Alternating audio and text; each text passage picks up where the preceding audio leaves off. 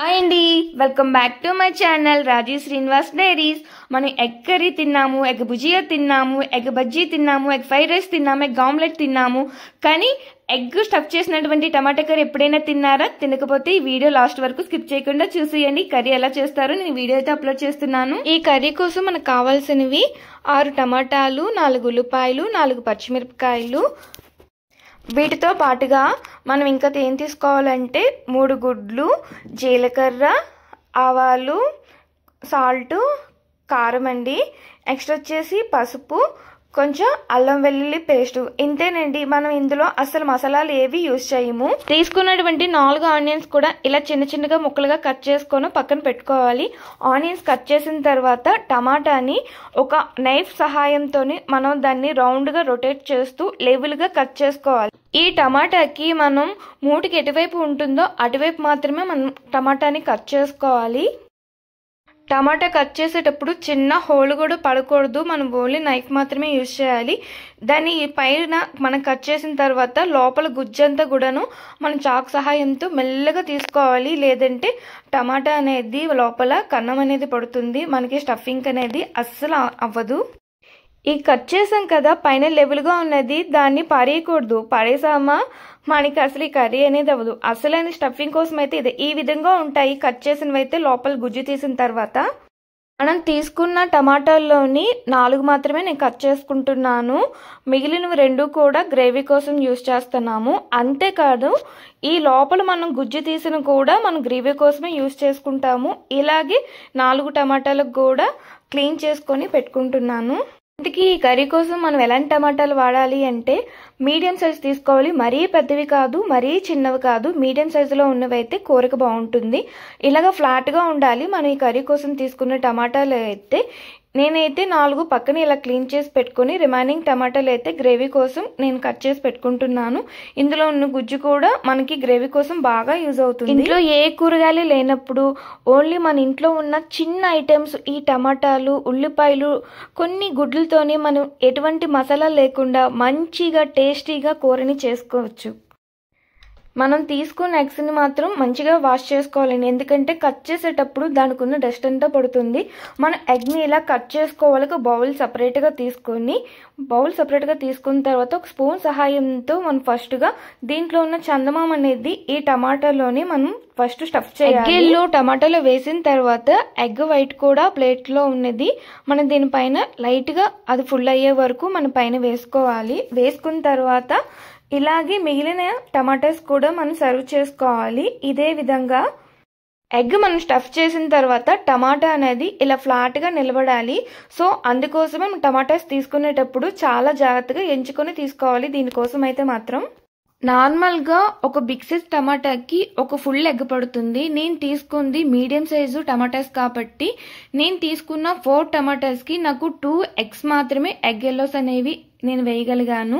Remaining white అనేది 2 టమాటాస్కి వేసాను. 2 yellow and 2 white అనేది 2 టమాటాస్కి వేసాను. ఇలా టమాటాలోని ఎగ్ స్టఫ్ చేసిన తర్వాత దీంట్లో టమాటాలో ఉన్నటువంటి ఎగ్ కోసం మనమైతే సెపరేట్గా అందులోనే మనం వేసుకోవాలి. కొంచెం ఉప్పు అనేది 4 మనకి ఎంత టేస్ట్ కావాలో టేస్ట్ సరిపడినంత మన ఎగ్లోని మిక్స్ చేయాలి. పైనుంచి మనం వేస్తే సరిపోతుంది. 4 టమాటాల్లోని మనం ఉప్పు వేసుకున్న తర్వాత పసుపు వేసుకోవాలి. పసుపు కూడా మనం పైనుంచి వేసేయాలి. పైనుంచి వేసేస్తే సరిపోతుంది స్పూన్తోని. అలాగా మనకి ఎంత కావాలంటే అంత కాదులేండి. మనం కొంచెం వేసుకుంటాం కదా, ఎక్కువ వేసినా కూడా దాని టేస్ట్ అనేది మారిపోతుంది. కొంచెమే వేసుకోవాలి. దీని తర్వాత మనం కారం అనేది స్పూన్తో మనకి టేస్ట్కి ఎంత కావాలంటే అంత. కొంతమంది స్పైసీగా ఇష్టం, కొంతమందికి తక్కువ కారం తింటారు కదా.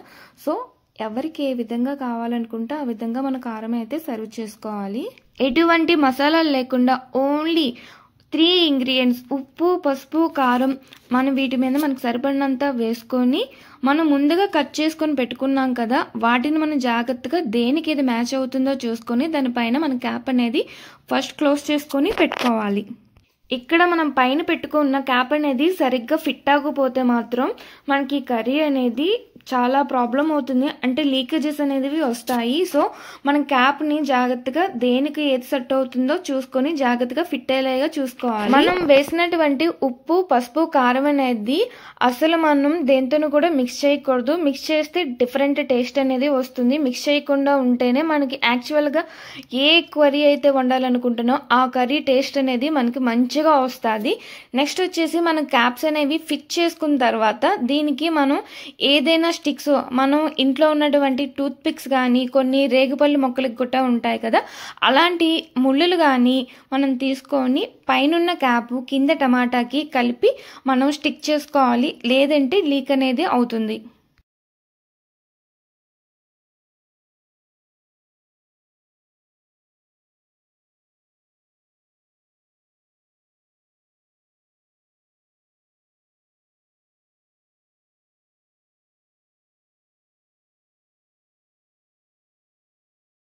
మనము 4 మూలల వైపులా 4 స్టిక్స్ అనేవి పెట్టుకోవాలి. 4 మూలల నుంచి పెట్టుకోవడం వల్ల క్యాప్ అనేది స్ట్రాంగ్గా నిలబడుతుంది. ఈ విధంగా ప్రిపేర్ చేసుకొని పక్కన పెట్టుకోవాలి. స్టవ్ వెలిగించి స్టవ్ మీద బాండీ ఇలా విధంగా పెట్టుకోవాలి. కొంచెం వేడెక్కిన తర్వాత కడాయి బాగా వేడెక్కిన తర్వాత 3 టేబుల్ స్పూన్స్ ఆయిల్ మనం వేసుకోవాలి. ఆయిల్ బాగా హీట్ అయిన తర్వాత 1/2 స్పూన్ ఆవాలు, 1/2 స్పూన్ జీలకర్ర వేసుకోవాలి. ఆవాలు చిటపటమనే వరకు కూడా మనం వెయిట్ చేయాలి.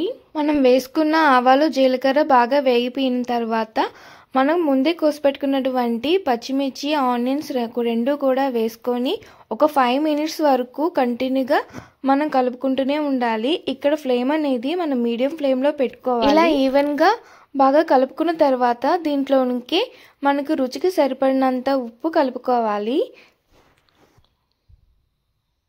మనం ఎగ్లో వేసాం కదా, ఎగ్కి వేరేగా అది ఓన్లీ ఎగ్కు మాత్రమే. ఇది సెపరేట్గా గ్రేవీ కోసం మనం వీటిలోనే మనకు కావాల్సినవి వేసుకోవాలి. ఉప్పు తర్వాత మనకి సరిపడినంత పసుపు వేసుకొని మళ్ళీ బాగా మిక్స్ చేసుకోవాలి. ఇది బాగా మిక్స్ చేసుకున్న తర్వాత దీంట్లోకి 1 టేబుల్ స్పూన్ అల్లం వెల్లుల్లి పేస్ట్ వేసుకొని బాగా మిక్స్ చేసుకోవాలి. అల్లం వెల్లుల్లి పేస్ట్ పచ్చి వాసన పోయే వరకు కూడా మనం దాన్ని మిక్స్ చేస్తూనే ఉండాలి. ఇంట్లో అల్లం వెల్లుల్లి పేస్ట్ చేసుకునే వారికి ఒక టిప్పు ఏంటంటే, అల్లం వెల్లుల్లి పేస్ట్ చేసుకునేటప్పుడు 1-2 స్పూన్ల ఆయిల్ అండ్ కొంచెం పసుపు వేసుకొని మనం మిక్స్ చేసుకుంటే దాని కలర్ అండ్ స్మూత్నెస్ కూడా చాలా బాగా చేయటం వల్ల మన ఫ్రిడ్జ్లో ఎన్ని రోజులు ఉంచినా కూడాను దాని స్మెల్ అనేది అస్సలు పోనే పోదు. ఇంకా కుకింగ్లోకి వచ్చేస్తాను. దీంట్లోకి మన దగ్గర ఉన్నటువంటి పచ్చి కరివేపాకును వేసుకొని బాగా మిక్స్ చేయాలి. దాని పచ్చిది ఇక్కడ వేయడం వల్ల ఆనియన్స్ తర్వాత మంచి స్మెల్ వస్తుంది. ఇది వేసిన తర్వాత మనకి రుచికి సరిపడినటువంటి కారం వేసుకోవాలి. కారం వేసిన తర్వాత పచ్చి స్మెల్ పోయే వరకు బాగా మిక్స్ అయ్యేలాగా మనం 5 మినిట్స్ వరకు మనం కలుపుతూనే ఉండాలి. మనం ఇలా ఈవెన్గా కంటిన్యూగా మిక్స్ చేయడం వల్ల ఆనియన్స్ అనేవి మంచిగా రోస్ట్ అయ్యి మంచి టేస్ట్ వస్తాయి. ఇలా బాగా మిక్స్ అయిన తర్వాత మనం ముందుగా కట్ చేసుకున్నటువంటి ఆనియన్స్ కూడా మనం ఇందులో వేసుకోవాలి. ఈ టమాటాస్ వేసుకున్న తర్వాత ఒక 2 మినిట్స్ బాగా మిక్స్ చేసుకోవాలి. మిక్స్ చేసుకున్న తర్వాత ఫ్లేమ్ అనేది స్లిమ్లో పెట్టుకొని కడాయికి మూత పెట్టేసి ఒక 5 మినిట్స్ వరకు మనం మగ్గనివ్వాలి. ఒక 5 మినిట్స్ మగ్గిన తర్వాత మళ్ళీ మనం క్యాప్ ఓపెన్ చేసి మళ్ళీ మనం కలుపుతూ ఉండాలి. ఇలా మనం ఒక 5 to 10 మినిట్స్ వరకు ఇలా ఓపెన్ చేస్తూ మిక్స్ చేస్తూ మళ్ళీ మూత పెడుతూ ఉండాలి. ఇలా లైట్గా ఆయిల్ తేలుతున్నప్పుడు మన గ్రేవీ కోసం అయితే వాటర్ అనేది కొంచెం కొంచెంగా వేసుకుంటూ ఉండాలి. ఇలా వాటర్ వేస్తున్నప్పుడు మన ఈ లోపల ఉన్న మిక్చర్ అంతా కూడాను మనం లైట్గా మిక్స్ చేస్తూ వాటర్ అనేది వేస్తూ ఉండాలి. ఈవెన్గా స్ప్రెడ్ అయ్యేలాగా. ఇక్కడ మనం ఫ్లేమ్ అనేది మీడియం ఫ్లేమ్లో పెడుతూ మిక్స్ చేస్తూ ఉండాలి. మిక్స్ చేసేటప్పుడు మనం ఆ వాటర్ అనేది బాయిల్ అవుతున్నంత వరకు కొంచెం కలుపుతూనే ఉండాలి. వాటర్ ఇక్కడ బబుల్ లాగా బాయిల్ అవుతుంది. ఈ బాయిల్ అయ్యేటప్పుడే మనం స్టఫ్ చేసుకున్నటువంటి టమాటాస్ అనేవి ఇందులో మనం డిప్ చేసుకొని స్ట్రైట్గా ఉండేలాగా లెవెల్గా పెట్టుకోవాలి. పెట్టినటువంటి టమాటాస్ అన్నీ కూడా ఈవెన్గా పెట్టేసి పైన క్యాప్ అనేది పెట్టేసి క్లోజ్ చేసి ఫ్లేమ్ అనేది 10 to 12 minutes వరకు మనం మీడియంలో పెట్టుకొని అలా మనం విడిచిపెట్టేయాలి. ఆ టమాటాస్ అనేవి ఆ ఆవిరికి బాయిల్ అవుతాయి. స్టఫ్ చేసినటువంటి ఎగ్ అయితే ఈ 10 minutesకి ఇలా బయటికి మనకు ఉబ్బుతూ కనిపిస్తుంది. మనం గ్రేవీ తక్కువగా పెట్టుకున్నాం కాబట్టి టమాటా పైన మనం కొంచెం గ్రేవీ అనేది వేసుకుంటూ ఉండాలి. టమాటా కుక్ అయింది లేదని ఎలా చెక్ చేసుకోవాలంటే మనం టమాటాని ప్రెస్ చేస్తే అది మెత్తగా ఉండాలి. ఇక్కడ గరిటతో ప్రెస్ చేస్తే మెత్తగా అయ్యింది. సో ఇది కుక్ అయిపోయింది. మనకి ఇంకా ఏమైనా కుక్ అవ్వాలి అనుకుంటే ఒక 2-3 minutes మనం వెయిట్ చేస్తే టమాటో ఫుల్గా కుక్ అయిపోతుంది. ఇక్కడైతే ఫుల్గా కుక్ అయిపోయింది. ఇలా అయితే వచ్చింది. ఈ curry only combination of rice మీదకి మాత్రమే బాగుంటుందండి.